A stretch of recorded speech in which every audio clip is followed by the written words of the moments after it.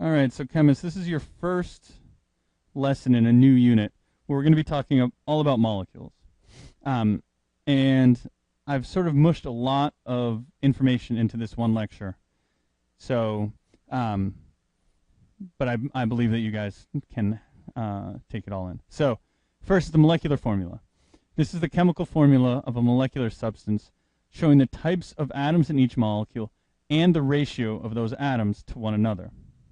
So, some examples of molecular formulas, some that you're very familiar with. So, oxygen, O2. This tells you there are 2 atoms of oxygen per molecule.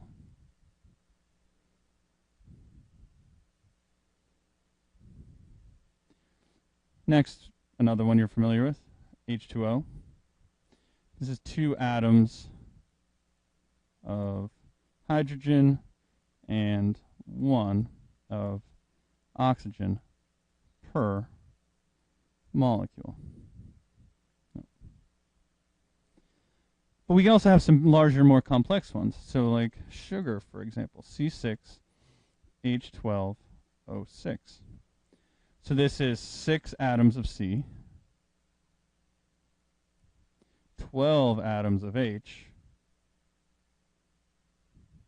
and 6 atoms of O per molecule. Now, when we talked about ionic compounds, we talked about the formula units, and that was the lowest whole number ratio. But now that we're talking about molecules, we can't necessarily describe them that way anymore. C6H12O6 is not the same molecule as CH2O, which would be the lowest whole number ratio.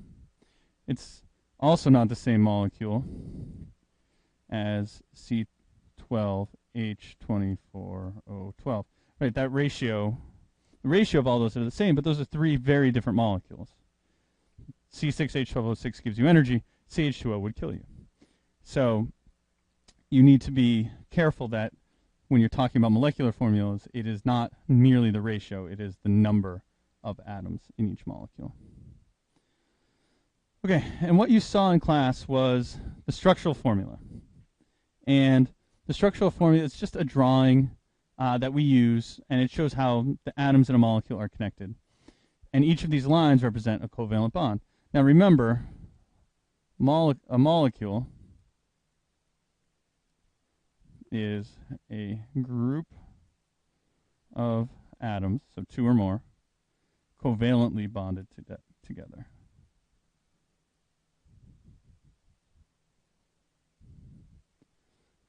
And so a structural formula we saw in class today was for ethane, C2H6. We can see that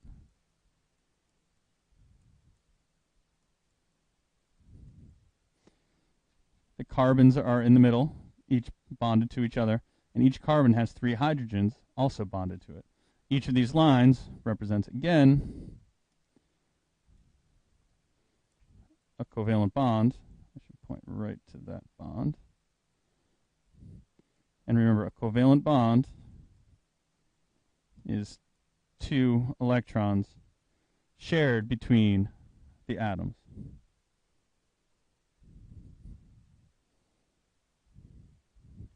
So we can draw structural formulas several different ways without changing what that molecule actually is. So if we draw ethanol, which is the stuff that we may use for fuel, but also the stuff that's in wine and spirits and beer. So we could draw ethanol this way.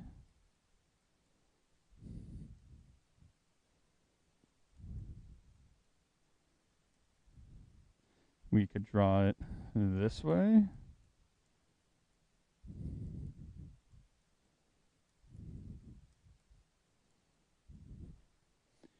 We could draw it this way. Oops, that's the same.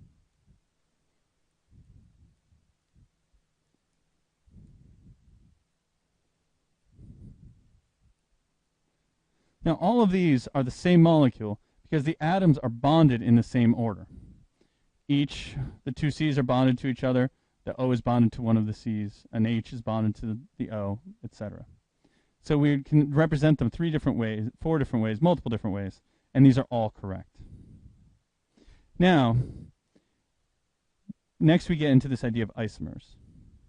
Now, these are not the same molecules. Isomers are different molecules that have the same molecular formula. So if we go back to ethanol,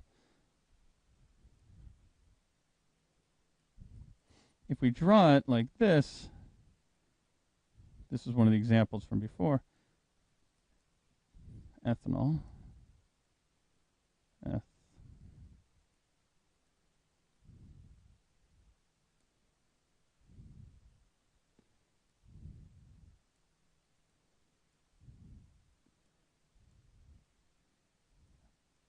Ethanol. This is ethanol. But something with the same molecular formula of C2H6O, but with the atoms in a different arrangement, is now dimethyl ether. These two molecules have very different properties. They will respond differently, different boiling points, etc. They're not the same molecule. Note that, if you want to look at it this way, the location of the oxygen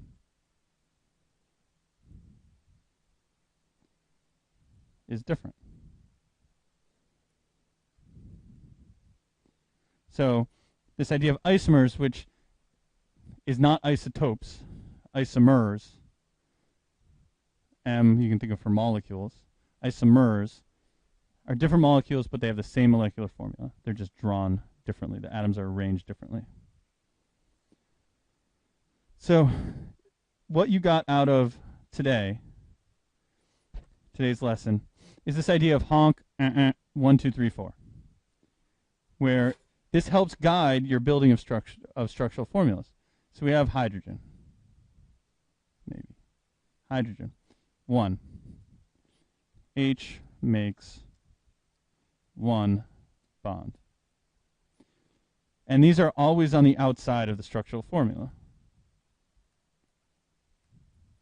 You can't put an H in the middle because it only bonds once. You would have nowhere else to bond it.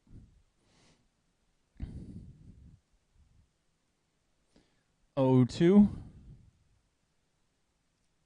Oxygen makes 2 bonds. Now, we're going to say with these that this is what's generally true. This is a good rule of thumb.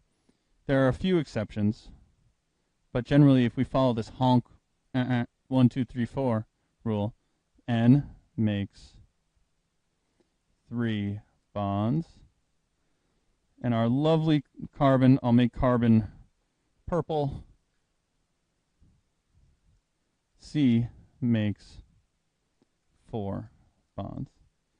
So we're carbon-based life forms. Carbon forms the backbone of most of the molecules we use. It's very versatile. If you take organic chemistry in the future, you'll be learning a lot more about these molecules. So just some summaries. Molecules can have different properties even if they have the same molecular formula. So that's the idea of isomers.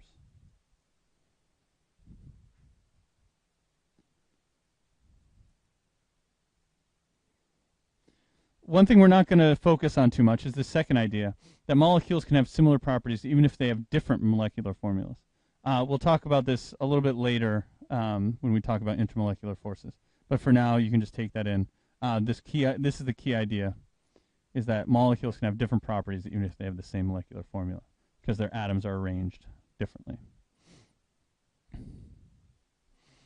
Okay, last little bit. You've probably moved on to another page by now.